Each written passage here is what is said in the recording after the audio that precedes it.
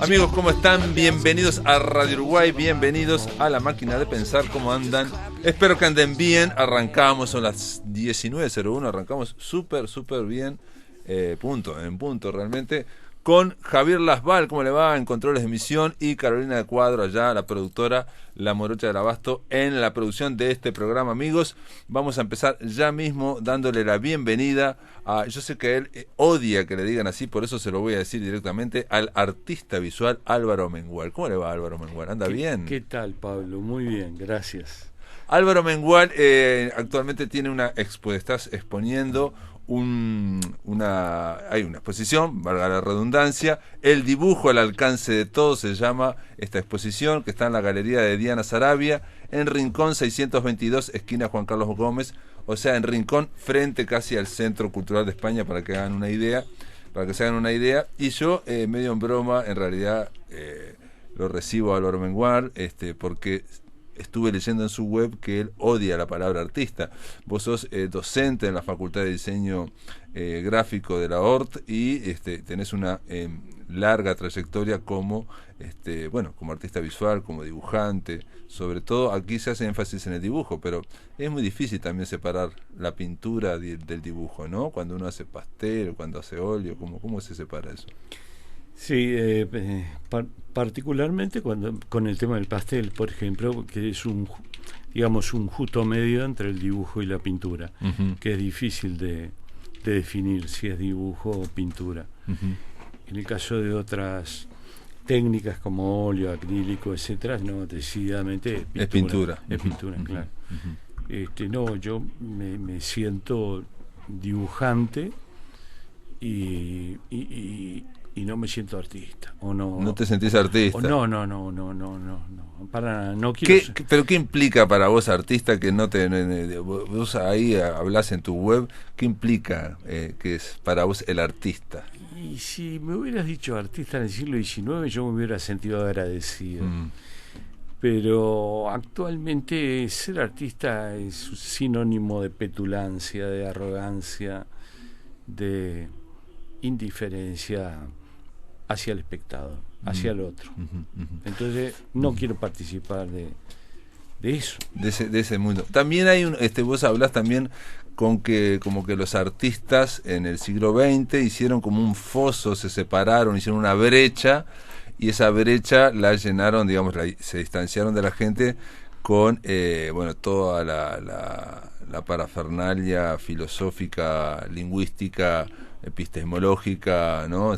Mencionás a Derrida, de construcción, toda esa gran parafernalia verbal, porque es realmente verbal. En realidad, a veces, yo siempre, medio en broma, medio en serio, digo que algunos artistas, sobre todo los conceptuales, son grandes escritores, porque tienen que escriben muy bien, ¿no? Escriben muy bien para fundamentarlo en la exposición. Claro, sí.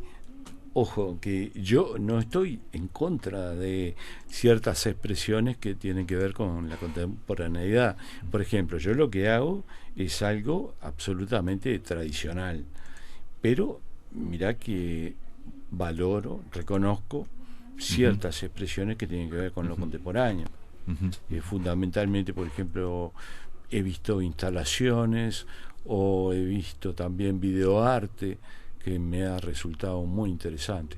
Y entonces no es que esté en contra de eso. Lo que sí estoy en contra es de esa petulancia que se da a veces. Esa pose, digamos. Sí, y de como disfrutar del hermetismo, del oscuro, del distanciamiento, que por ejemplo incomprensible es igual a profundo, o ese tipo de cosas, ¿no? Eso no. ¿Y vos crees, te pregunto, que declararte dibujante sería algo más en función, bajar la pelota al piso, o qué, digamos? Porque declararte dibujante y ahora decís que lo que haces vos es como en fin, que tiene una larga tradición. Digo, en realidad hay que ver qué hace el dibujante con esa tradición también, ¿no? O sea, porque ahí está el sello propio de cada uno. No, sin duda, sí. Yo respeto mucho la tradición, para empezar. considero que antes de mi nacimiento ya existían varias cosas que son interesantes. Y por lo tanto, valoro mucho la tradición. ¿Por qué me defino dibujante? Porque es más un oficio, ¿viste? Se parece más a un oficio. Y no tiene tanta pretensión. Vos lo ves, por eso digo, más, si fuera el término, más humilde o menos pretencioso que decir artista. Y lo mencionás, digo un poco, son todas declaraciones, son todas visiones, pero un poco para conocerlo a Álvaro Mengual y un poco para ver por dónde andás. Vos lo decís en tu web también, y aparece también en la exposición, en la galería de Diana Sarabia. Decir básicamente que antes el artista o el dibujo estaba más vinculado con el albañil, con los oficios, sí. Había una cuestión más funcional. Sí. Estaba el culto a la belleza, el generar belleza, todo esto, pero sí. Una cuestión más de artesano, o digamos, el artista o el artesano entre el oficio y el artista. Y en el siglo XX, bueno, eso es un desarrollo es un proceso que incluso viene de antes, no viene del siglo XX, eso empezó en el siglo XVIII aproximadamente, se generan lo que sería la carrera de artista y se va despegando de toda cuestión funcional y bueno, y ahí aparece por ejemplo la crítica de arte que no existía, en fin. Claro. Y vos reaccionás contra eso y te parece que dibujante es mantenerte... Sí, mantenerme un poquito dentro de eso, aunque tampoco, tú decís, por ejemplo, que era más funcional el llamado artista, y es cierto, tenía la misma función que el herrero, el albañil, el carpintero, y los artistas trabajaban por pedido, a no ser... El romanticismo rompe un poco con eso, y el artista empieza a investigar su mundo interior, su mundo personal, y ahí yo creo que empieza la decisión, la distancia entre el artista y el espectador. Ahora, yo también, mirá que soy un poco cómplice de lo que denuncio, porque yo también lo que hago es dibujar temas que tienen que ver con mi vida personal. No soy, digamos, funcional, y creo que los artistas actuales no lo son realmente. O sea, se podría obviar de la labor del artista y poder seguir existiendo, sin duda de una manera más pobre. Sí, bueno, de todas formas yo ahí te puedo discutir algo en el sentido de que el hecho de que el arte no tiene por qué ser útil, ¿no? Igual que la poesía existe, y uno de los problemas que tiene es que la poesía no sirve en principio para nada, en principio. Entonces, digamos, medirlo por el lado de lo funcional o lo útil, en fin, pero nos podemos ir a otras discusiones, pero si te parece, vamos a contarle a los amigos de La Máquina de Pensar qué van a ver si van a la exposición de la galería de Diana Sarabia, que está ahí frente al Centro Cultural de España. Van a ver en principio carbonillas y pasteles, ¿no? Sí, digamos, para decir en qué están hechos. Fundamentalmente. Y van a ver también dibujos, ¿no? En carbonilla que son, bueno, impresiona uno, por ejemplo, a ver, uno que a mí me impresionó mucho, y no me voy a acordar ahora el nombre, es una viuda que hay. Ah, sí, la viuda, sí. Una viuda que hay, que es una viuda que está caminando sola en el medio de un bosque. Sí. Los dibujos de Álvaro Mengual, si bien son figurativos, siempre hay como una estiramiento, ¿no? Hay como, ¿no? Yo me acordé un poco, no es lo mismo, pero está el Greco, que lo hacía, el Greco ya lo hacía, y sí. El Botero, por ejemplo, los engordaba, por ejemplo, ¿no? O sea, sí. Pero esto no es lo mismo, pero estamos hablando de cierta distorsión, cierta ampliación, ¿no? En el caso de la viuda, a mí me impresionó mucho, todas estas carbonillas tienen un tamaño Brutal, gigantesco. O sea, hay que verlas ahí en directo porque son muy grandes, ¿no? Son muy grandes e impresionan. Yo, por ejemplo, que no sé nada, dije, pero tuvo que pasarle la carbonilla a todo esto. ¿No? Porque es ¿no? ¿Cuánta carbonilla te gastaste? Y sí, hay trabajo, sí, hay mucho trabajo. Pero tampoco, cuanto más trabajo, no tiene nada que ver que sea mejor, digamos, no, Uh-huh. eso no importa. Sí, he trabajado durante 4 o 5 años más o menos para esta exposición. Y una constante que hay es el tema de la alteración de las proporciones, Uh-huh. que tiene que ver de alguna manera con mi trabajo como dibujante de prensa escrita, que comenzó por la mitad del 85 hasta mediados del 95. En esa época tuve que trabajar en cosas que nunca había hecho, como caricaturas, Uh-huh. historietas, ilustraciones. Ilustrando notas, básicamente, ¿no? Había que ilustrar notas. Ilustrar notas, Uh-huh. básicamente, sí. Sí, sí. Pero nunca lo había hecho, nunca había abordado ese mundo. Mi formación es en una escuela de arte y de repente pasé a eso y me encontré con un mundo nuevo, ¿no? Y muy fecundo, que tenía que ver con cosas que yo no había transitado. Claro, vos estudiaste en el Instituto de Bellas Artes, Sí, San Francisco de Asís, que no sé dónde está eso. ya no existe. Ah, también estuviste en el taller de Clever Lara, nada menos, Sí, y en un taller de escultura de Freddy Fox. ese. Y no, a ver, uno se piensa que en Bellas Artes no necesariamente se estudia eso, la caricatura, el trabajar para prensa, ¿no? Esa ilustración de Bueno, notas. mira, quiero aclarar que no era la Escuela de Bellas Artes. En aquel momento estaba cerrada por la dictadura. Era el Instituto de Bellas Artes San Francisco de Asís, que era un lugar que mantenía el clero, digamos, los padres franciscanos fundamentalmente, y ahí fue donde yo estuve. ¿Dónde quedaba? Esto quedaba en la calle Canelones, casi entre Ibicuí y la otra ¿En calle. Cuarén? No. ¿Y Cuarén? Puede Cerca ser. de los padres conventuales, digamos. Los padres conventuales. Ah, Sí, es ahí, los padres sí, conventuales. sí, Ah, sí, es ahí, sí, sí. exactamente, Sí, sí. sí, perfecto. Claro, lo que yo aprendí Actualmente está ahí, perdón, la Casa Sí. de los Escritores del Uruguay. Lo sé porque estuve hace poco ahí. No Se sabía. mudó ahí, digamos. Ah. Ellos siempre, digamos, han sido muy progresistas, en fin. Mira no qué sé. bien. Ujú. Sí.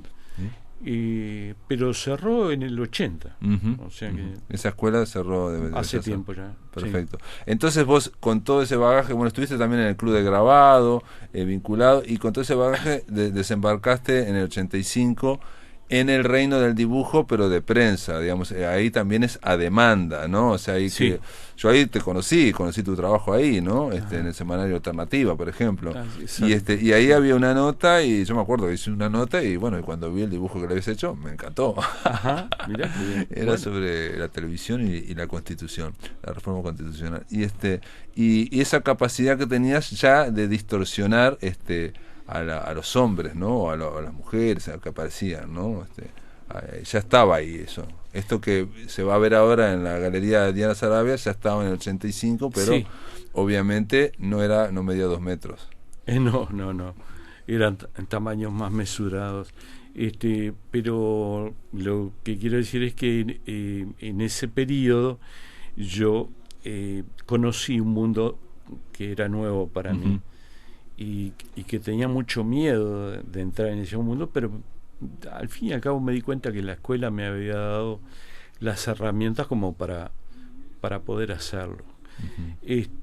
Y eso quedó y bueno, pasaron años y hace algunos años, no tantos, que volví un poco a esa idea, a tratar de mezclar lo que había hecho como ilustrador, como caricaturista, como historietista y lo que se entiende como arte, digamos. Ujú.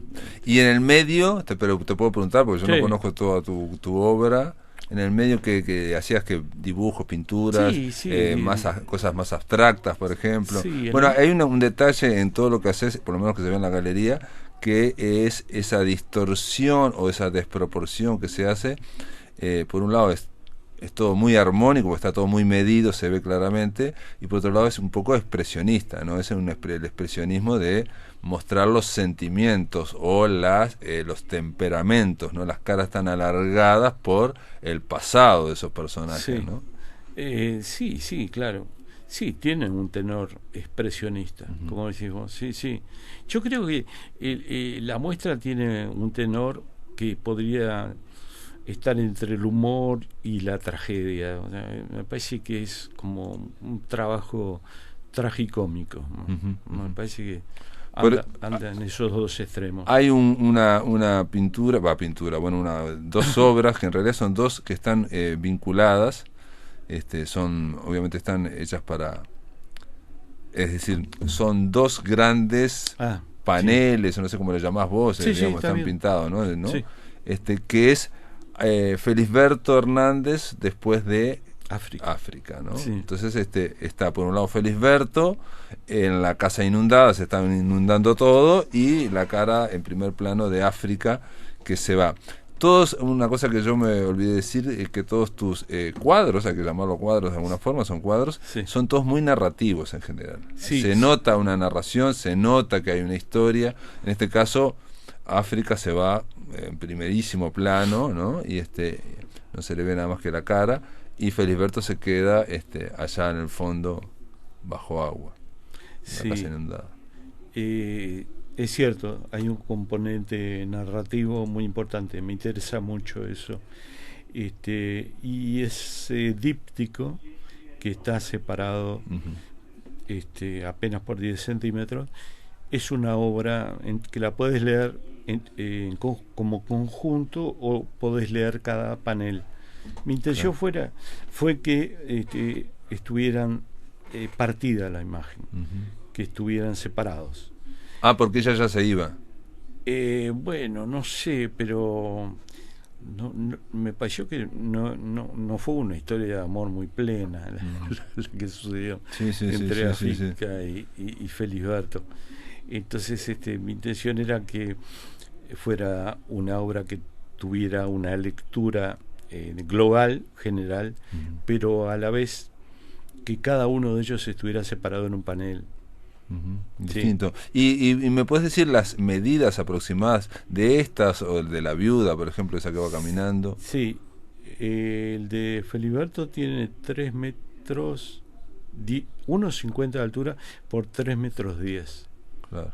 Sí, Estamos hablando de unas proporciones muy grandes, por eso, bueno, hay otro que es impresionante, que se llama Los Muertos.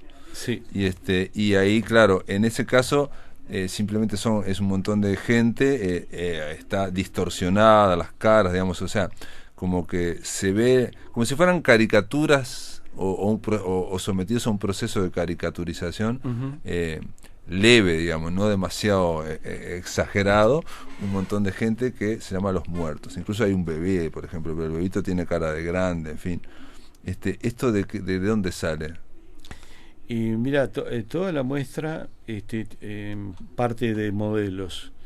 Los modelos que tuve fueron fotografías antiguas, siglo XIX, principio del XX, y no hay ningún personaje que sea inventado, sino que partí de personas reales. En el caso de los muertos es una gran familia que está compuesta de infinidad de retratos de época que encontré y fui armando ese conjunto, ¿no? Ese conjunto tiene... 15, son 15, ahora te los conté, son Ah, 15, sí, pero o sea, jamás estuvieron en una sola foto, los uniste sí. para presentarlos como si fuera una gran familia, y son los muertos porque obviamente toda esa gente que están todos muertos, todos de los que están en el siglo XIX con las fotos, ya sabemos dónde están muertos, ¿no? Claro. Uh-huh. Sí, fue así, fueron tomados diferentes fotos y después los unifiqué en una imagen. Muy bien, vamos a hacer una pausa, amigos. Estamos conversando con Álvaro Amengual. Él está exponiendo en la Galería de Diana Sarabia, que está frente al Centro Cultural de España, y la exposición se llama El dibujo al alcance de todos. Amigos, continuamos en La Máquina de Pensar. Estamos conversando con Álvaro Amengual, artista visual, dibujante, se declara él. ¿Por qué? Porque está exponiendo una expo, el dibujo al alcance de todos, ese se llama así, en la Galería Diana Saravia. Esto está en Rincón 622, esquina Juan Carlos Gómez. Está frente al Centro Cultural de España y el horario es de 14 a 18 de martes a domingo. Me dijeron que va a estar hasta diciembre, o sea que yo no sabía porque se linkeó. Si van al blog de La Máquina de Pensar, lo linkeé yo, vamos a decir, y dice la exposición Galería de Diana Saravia, y ahí les van a dar ya sea la dirección, el teléfono, si quieren ir a verlo, porque atención, se puede ir sin necesariamente comprar algo, ¿no? No, hay que comprar. Hay que comprar más, yo sabía. Con razón no me dejaban salir cuando quería, ¿no? Claro, por eso se puso en la puerta. No, pero es fácil, es sencillo. Bueno, no, otra cosa que me llamó la atención de esta exposición es que hay unas carpetas, y entró también otra muchacha atrás mío, y otro muchacho, y preguntaron si se podían tocar. Y sí, son carpetas con bocetos, y donde ahí se ve también todo el trabajo previo, ¿no? O sea, hay hay varias caras, por ejemplo la de África, la de Felisberto, que está hecha una y otra vez, a veces chiquita, otra grande. Yo saqué un par de fotos y en distintos papeles, incluso esos papeles están manchados con otras cosas. Sí, sí, es decir, son los bocetos, los estudios previos a los cuadros que están en las paredes. A mí me gustó la idea de poner los bocetos. Particularmente a mí me interesan mucho los bocetos, más que la obra terminada, de otras personas incluso. De otros artistas también. Sí. ¿Y por sí. qué en tu caso también te interesa los bocetos tuyos, digamos, y no la obra terminada? Porque como yo puse un cartelito ahí que no está muy visible, pero puse la trastienda de lo que se muestra el boceto, ¿no? Entonces me parece interesante porque me parece la parte más caliente de la invención de una imagen, ¿no? Y yo, como dijiste, hago bocetos repetidos incluso porque me divierto mucho haciéndolos. De repente soluciono un tema con carbonilla, pero ya está solucionado. Pero igual repente, lo haces de nuevo con pastel. Lo paso pastel, lo paso acuarela, ¿viste? Porque disfruto mucho toda esa etapa. Te diría que incluso la disfruto más que realizando el trabajo definitivo.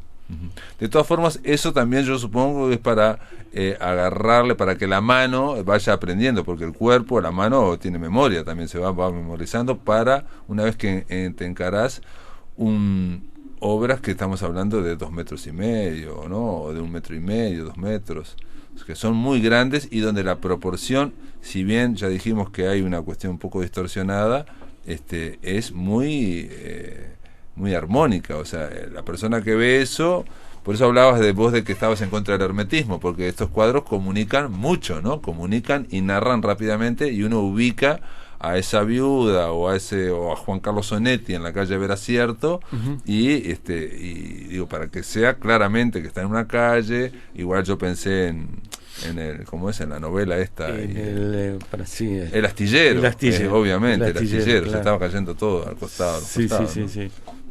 Puede ser también, puede ser. Y lo que pasa es que en la calle Veracierto, yo vivía a 5 cuadras de ahí. Y después hiciste a Felisberto Hernández también, que no lo deciste, en la calle Veracierto. Adagio en la calle Veracierto, donde eso no está aclarado. Incluso se lo pregunté a la muchacha, ¿ese es Felisberto? Y dice, no sé. Sí, también es Felisberto, pero no alude el título a Felisberto. Y Felisberto está ahí joven tocando el piano, y ese piano tiene como esculturas ahí y esculpidas, y tiene tu cara esculpida. Bueno, me han dicho, pero no. ¿Te lo han dicho? No, yo lo vi eso. No también fue mi intención, pero sí, está bien. O como si estuviera frente a un sillón que está todo esculpido y ahí la carita aparece en la madera. Sí, pero no fue, Álvaro Amengual. no fue la intención. Y yo lo ubiqué ahí. En realidad no. Fue después que pensé en eso, en la calle Veracierto. La calle Veracierto es una calle que queda en la curva de Maroñas, y que yo vivía a unas 5 o 6 cuadras de ese lugar. Una calle de fábricas, muy inhóspita. Siempre me resultó muy, muy triste esa calle. Entonces, cuando hice ese dibujo, Adagio, en la calle Veracierto, Sí. o para la calle Veracierto, no recuerdo, pensé en eso, y me dio como una sensación de nostalgia, de tristeza, y le puse ese título, por eso. No, pero digo, Pero la idea era ahí, digamos, un joven Felisberto con una corbatita, con una pajarita, tocando el piano, ¿no? Y se ven ahí. También tenés toda una serie de fenómenos de circo, ¿no? Sí, también. ¿no? O sea, que ahí también la deformidad, esto que estamos hablando, desproporción, parece un poco más exagerada, porque ya estamos hablando de modelos que son... Sí. Por ejemplo, hay un hombre oruga y su esposa. Bueno, el hombre oruga existió realmente. Sí, no sabía. No me imaginé. Y si lo buscas en YouTube lo vas a ver, y es asombroso, porque hay una película también que se llama Freaky. Sí, Freaks, perdón. de Todd Browning, sí, gran película del año 30 y pico. Bueno, ahí aparece el hombre oruga, y aparecieron otros fenómenos como Flip de Yucatán también, que fue otro modelo que tomé.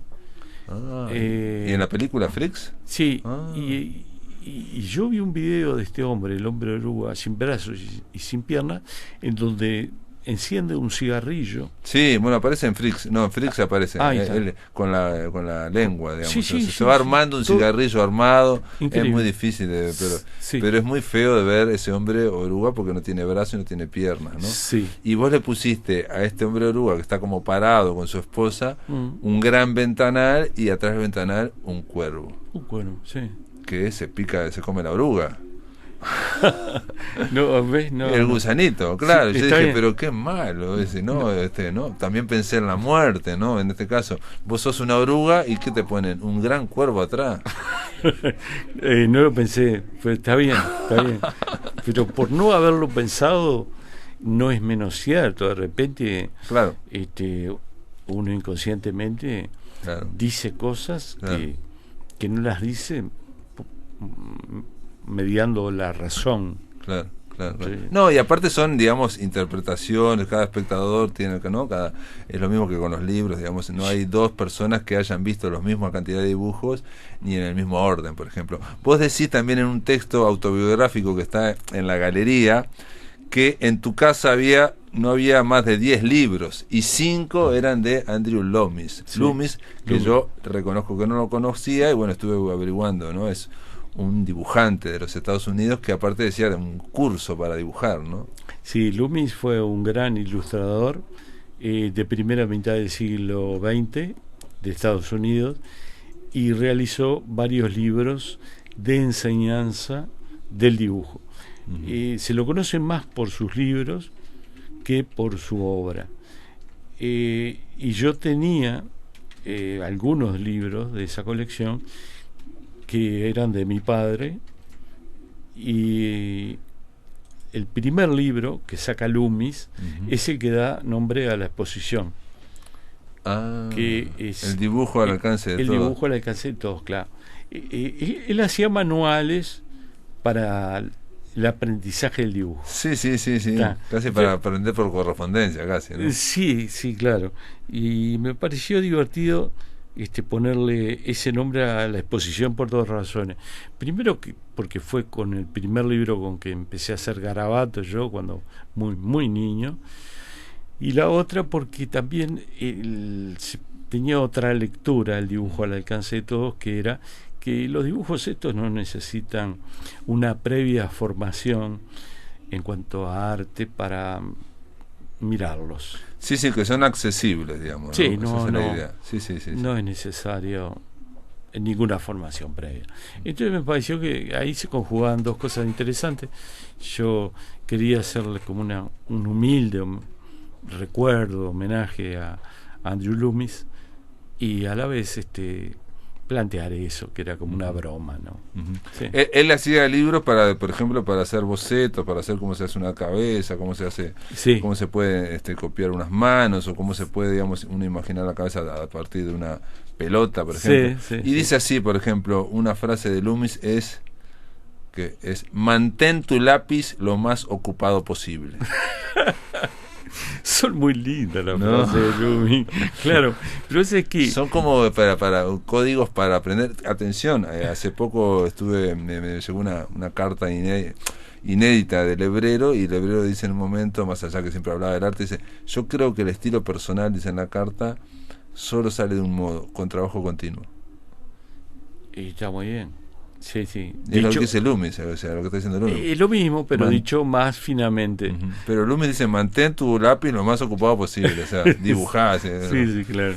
El Loomis no está bien visto, te digo, en los círculos culturales no está bien visto. No está bien visto, pero digamos, estamos hablando de alguien que medio pop, y digo, ¿no? De los años 60, desde No, Warhol para acá. Antes. Sí, sí, ya lo sé, ¿no? Que Sí. es prehistoria, digamos, es antes. Sí. Ese dibujo más, eso, de los años 30, 40, 50 que hemos visto, de caricaturas, en fin, para diarios, en fin. Él era ilustrador, Ujú, fundamentalmente. ilustrador, sí, ilustrador. Termina su vida como pintor, pero era ilustrador. Ujú. Pero...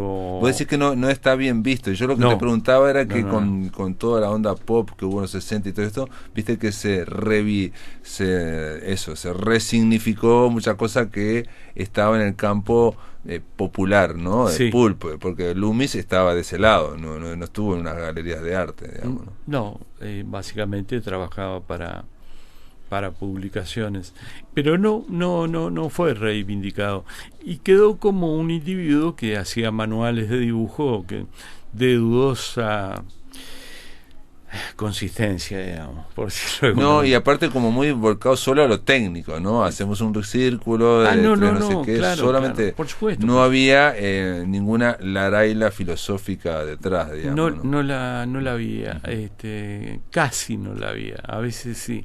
Pero generalmente en el mundo de la pintura, por ejemplo, decís que tuviste un libro de Loomis y que de repente lo usaste en algún momento, es como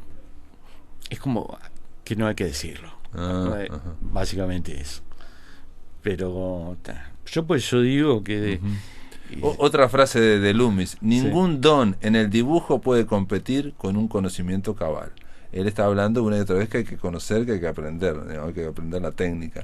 Que eso se emparenta mucho con la idea también de aprender el oficio de dibujante, ¿no? Que digamos en el Renacimiento era una cosa habitual, ¿no? Uno iba a un taller y pasaba años aprendiendo desde el principio cómo se hacía una cara, ¿no? Claro, sí, sí. Pero ya te digo, no es una buena carta de presentación dentro perfecto. del mundo cultural, digamos, cultural entre comillas, porque eso también es cultura, obviamente. Obvio. Claro. Bueno, y de la misma forma que gente, como ahora estoy pensando, ilustradores uruguayos, por ejemplo, que Pilar González en el semanario, ¿no? Sí. En el suplemento cultural del país, que es buenísima Pilar Sí. González, Sí. y hacía ilustraciones para notas, ¿no? Después hizo obviamente tiene su obra más, ¿no?, vinculada a la pintura, a la plástica. Sí, sí.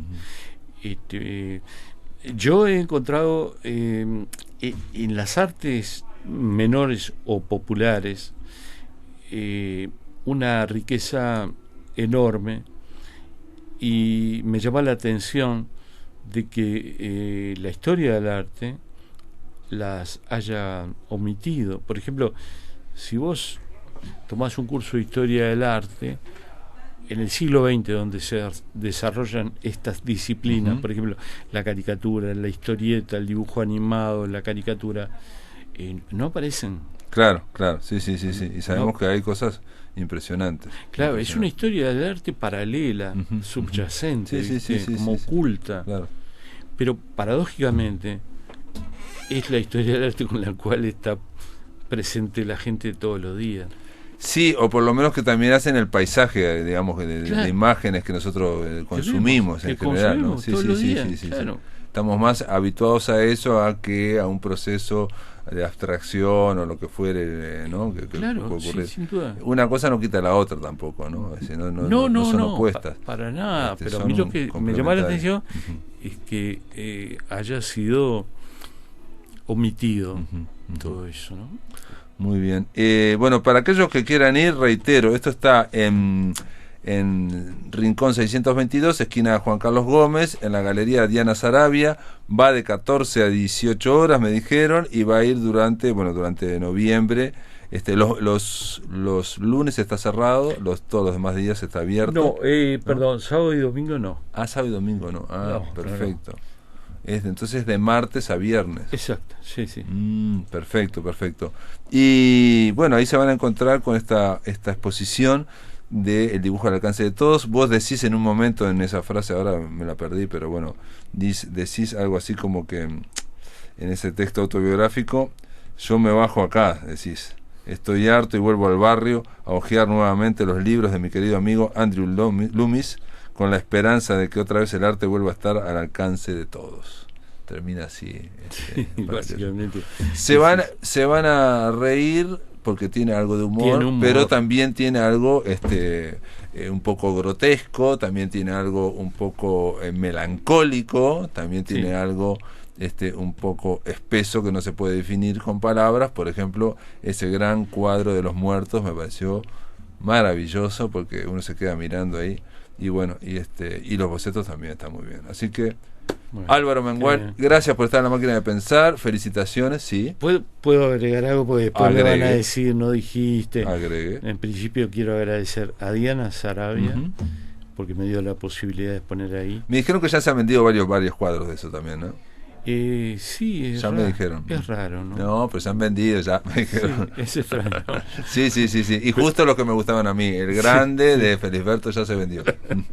Bueno, África. Pero te quiero agradecer a Diana por la oportunidad y también por el trabajo enorme y la dedicación que ha tenido para esta exposición. Bueno. Después, a el arquitecto Marcelo Meluso, que es el curador y que realizó el texto. Está perfecto. También. Está muy bien. Y por último, a Sergio Figares, que fue el diseñador del catálogo. Perfecto. Les quiero agradecer a 3 personas. Muy bien. También hay una entrevista a Álvaro Mengual en La Pupila, pero eso hablaremos más adelante. Gracias, Álvaro, por estar en La Máquina de Pensar. Gracias a ti, Pablo. Muy bien, del otro lado de la máquina de la máquina de telefonear está Fernández de Palleja. ¿Cómo le va? ¿Anda bien? Bien, bueno, un repuesto del mormazo macuco que tuvimos que sobrevivir en el día de hoy. Mormazo. Sí. Un mormazo. Empezamos así, ¿viste? Empezando metiendo vocabulario técnico, digamos. Está ¿no? muy bien. Mormazo es una palabra linda y que se utiliza mucho en el interior del país.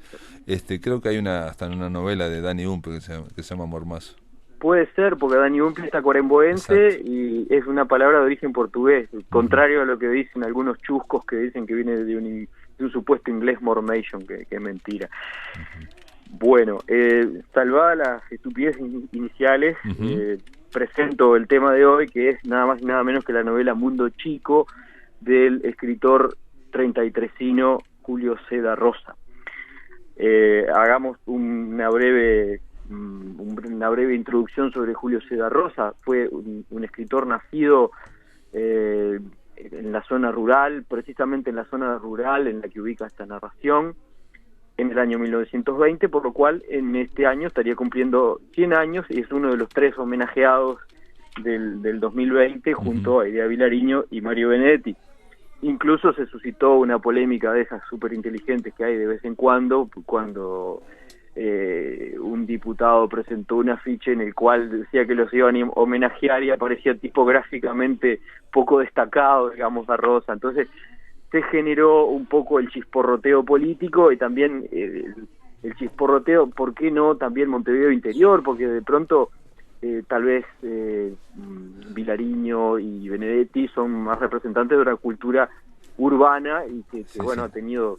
Netamente urbana, y los dos están muy vinculados, Idea Vilariño y Mario Benedetti, a la izquierda, digamos, y este hombre es más complejo, si se quiere, ¿no? Era ballista, en fin, Bueno, tiene una gran trayectoria. claro, Julio César Rosa llegó a ser diputado incluso por el Partido Colorado, lo cual también hay que colocar en perspectiva, ¿no? Porque ser colorado viniendo de 33 no es una cosa de los más comunes, ¿no? Es un departamento tradicionalmente blanco, si bien ha habido colorados, pero este precisamente era colorado y ballista de Don Pepe, al punto de que hay uno de los personajes de la novela, que es Don Cristino Sosa, que es uno de los sostenes de la novela, que muestra constantemente sus ideas ballistas, no solo en el discurso, sino también en la acción, porque incluso tiene una conciencia social, tiene una mirada sobre el pobrerío de esa zona, que son todos los personajes que se van desarrollando a lo largo de la novela, al punto, por ejemplo, de tener más capones de los necesarios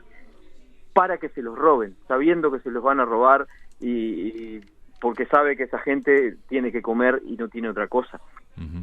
Porque la novela, que se llama Mundo Chico, en realidad, voy a empezar, mira, con una frase fuerte. Para mí es la novela de un escritor merecedor del premio Nobel. O sea, ¿en serio? No, quítenme, crean si quieren que soy chauvinista y que estoy ahí recordando que en la misma franja geográfica nacieron Serafín J. García, José María Valdía y el propio Rubito Lena y quién sabe quién más. Quiten todo eso, lean la novela y creo que van a estar en condiciones de darme la razón, porque es una novela monumental, no solo desde su volumen, porque se acerca a las 500 páginas, sino también desde su concepción, su construcción, su pulso, por un montón de factores. Es una obra mayor dentro de la literatura uruguaya, que por más datos no suele presentarnos trabajos muy extensos, ¿no? Generalmente conseguiremos reseñar con los dedos de la mano los trabajos que superan las 300, 400 páginas. Bueno, eso ha ido cambiando, esa era una característica. Usted es profesor de literatura, no lo voy a andar contradiciendo, pero en general siempre se había dicho que salvo Netti no había grandes novelones en Uruguay, pero eso empezó a cambiar a partir de que entró Tomás de Matos y otro. Sí, bueno, empezó claro. a cambiar en los 90, digamos, ¿no? O sea, bueno, justamente ahí recordamos, en realidad no doy clases de literatura, pero contraría tranquilo, pero sí, estaba pensando en Tomás de Matos, posiblemente también en Mario de Cabo Paraín, claro, no. Hay gente que sí ha escrito. Butazón, y hay muchos. Particularmente en el ámbito de la literatura rural, en general uno recuerda más el cuento, uno recuerda más a Morosoli, claro, al propio Serafín J. García, a Mario Arregui, a este costumbrismo rural, también llamado nativismo. Generalmente uno lo asocia a la narración más breve.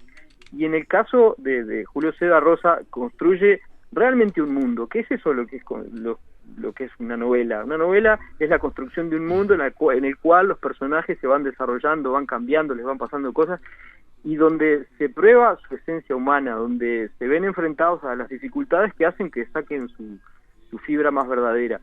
Es esta novela una mirada desde el recuerdo, porque Julio César Rosa se crió ahí en campaña. Particularmente, mirá, te tiro una anécdota. Hace poco Andrés Echevarría me contaba que le estaba haciendo una entrevista a José María Valdía a propósito de Da Rosa, y no tenía muy claro en qué parte había nacido, si era en la segunda o en la cuarta sección del departamento de 33, y no tuve mejor idea que preguntarle. Me preguntó a mí, y yo, como no sabía, le trasladé la pregunta a mi padre, el doctor veterinario Julio Fernández, que me respondió muy presto diciéndome que Julio César Rosa había nacido en un campo lindero al donde vivían él y mi tío y mi abuelo, digamos. O sea que también estamos contando una historia familiar. Quizá podrían hacerme algunos descuentos porque bueno, es la historia, también es la historia de esa gente que vivía en ese 33 rural, entre las tierras del Yerbal, entre el arroyo Yerbal Chico y el Yerbalito, aunque parece mentira, porque en el 33 está el Yerbal Grande, el Yerbal Chico y el Yerbalito. Estos también, voy a dar una referencia geográfica que quizás sea más conocida, que es la Quebrada de los Cuervos, pero también está la Quebrada de la Teja, y bueno. Y durante la narración, que para mí se parece estructuralmente a las sierras, porque de repente emerge algo y después hay un valle y después emerge otra cosa y hay un personaje que vive en un cerro y de pronto el otro vive del otro lado del cerro. y hay una escuela que está ahí dominando todo el paisaje, mirando un cerro. Van apareciendo estos personajes, como por ejemplo el que ya mencionaba, Don Cristino. Aparecen dos gurises que van creciendo a lo largo de la narración, como son el Macho Ramírez y Perico Lima, que obviamente van a la escuela, pero no quieren ir a la escuela. Uno ve qué es lo que les da la educación o les quiere dar la educación, y de repente esos gurises no están ni cerca de captar el mensaje que les da quizás bastante disciplinador y lejano la educación, y ellos lo que quieren es dedicarse a las tareas camperas, a correr pencas, de pronto a entrar en una comparsa de contrabandistas que va hasta las costas del Tacuarí en medio de la noche, en carretas, a caballo, para intentando burlar a la policía, enfrentándose incluso con la policía. Algunos se lleva alguna bala. Hay muchos muertos, hay mucho alcohol. Los personajes toman mate casi como respiran. Y acá hay otro dato que me pareció interesante, porque incluso hay un personaje que toma mate con una yerba hecha por él, y uno dice, ¿cómo? ¿Yerba hecha por él mismo? Claro, sí hay yerba mate en esa zona, y de hecho hoy mismo, celebrando las coincidencias, vi un video que hablaba sobre una zona ahí cercana a la Quebrada de los Cuervos, donde un señor de Miquelis que vive por ahí contaba que había tenido una entrevista en un momento con Da Rosa, quien le había pasado la antorcha de que se produjera yerba en 33, porque parece que Da Rosa incluso había hecho una encendida argumentación en el Parlamento a favor de esto, ¿no? Y hizo un proyecto de ley, presentó Claro. un proyecto de ley, Sí, porque en la biografía que hizo Luis Marcelo Pérez, ahí se ve, incluso se pone parte del proyecto de ley. Justamente lo mencionaban, y era que quería que 33 fuera por primera vez primero en algo, digamos, ¿no?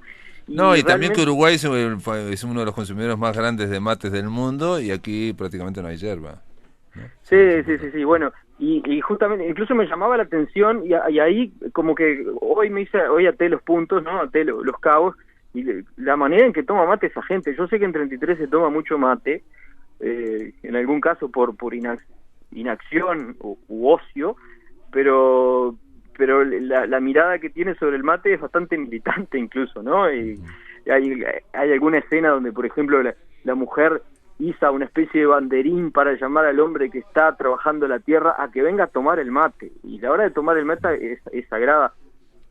Del mismo modo que también se retrata mucho cómo se alimenta esa gente, que es parte de la cultura, cómo se alimenta, la incidencia que puede tener el clima, ¿no? Empecé hoy hablando del mormazo, porque no es nada ingenuo que llueva o que no llueva, o que llueva lo suficiente o que llueva demasiado, porque eso puede provocar que se arruinen las cosechas de maíz, o una manga de langosta que viene ya por el final del libro, que se coma todo y ande todo el vecindario, digamos, toda la zona, intentando mantear la langosta porque otros recursos no tenían en la época. Es una novela que está ambientada por allá por los años 30, incluso se habla de la dictadura de Terra, que la ve Julio César Rosa desde la postura de algunos de los personajes, la ve como una traición al vallismo.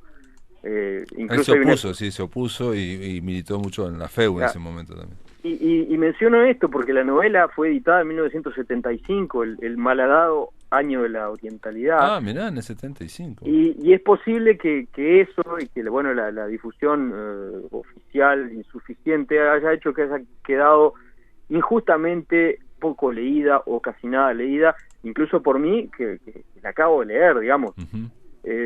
Mal pude haberlo leído en vida porque murió en el año 91 y yo era un chico, pero y quizás soy parte del vasto ejército de limareños que no ha leído a Julio César Rosa, y me parece muy interesante leerlo, no ya para conocer la propia identidad, porque de repente es de donde venimos muchos, donde viene mucha gente, ¿no? Porque retrata esa vida rural con 1000 privaciones, que de pronto ve literalmente las luces de 33 a pocos kilómetros y emigra hacia la ciudad, sino también de pronto desde la ciudad, quienes no tienen ese origen, conocerlo y conocer qué qué es lo que pasa y qué es lo que vive y qué es lo que ansía esa gente del desconocido y lejano interior.